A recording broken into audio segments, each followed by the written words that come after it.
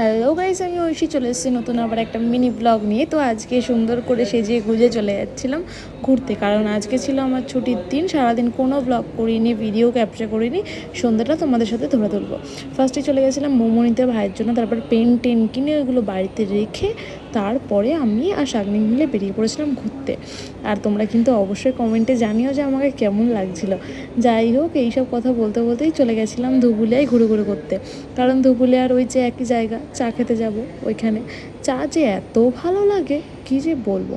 আর শুধু চা খাইনি, চায়ের সাথে একটা চিংড়ির পকোড়া খেয়েছিলাম।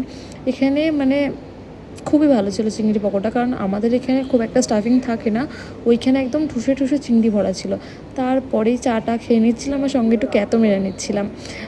সব কিছু শেষ কথা হলো, তোমরা কিন্তু অবশ্যই আমাকে একটা চ্যানেলটাকে একটা লাইক, কমেন্ট, শেয়ার আর সাবস্ক্রাইব করে দিও, কারণ বেশিরভাগ ভিডিওতে আমি বলতেই ভুলে যাই যে এটা করে দিও। তারপরে দুজন মিলে চলে গেছিলাম পাত্র বাজারের মধ্যে ফল কিনতে, কারণ কিছু ফল কেনা বাকি ছিল। শোরুমে এখন নিয়ে যাওয়া হচ্ছে না ফল। তারপরে ফল টল কিনে চলে গেছিলাম বাড়ির উদ্দেশ্যে। এটা দেখা হচ্ছে তোমাদের সাথে পরে ভিডিওতে। ভালো থেকো, সুস্থ।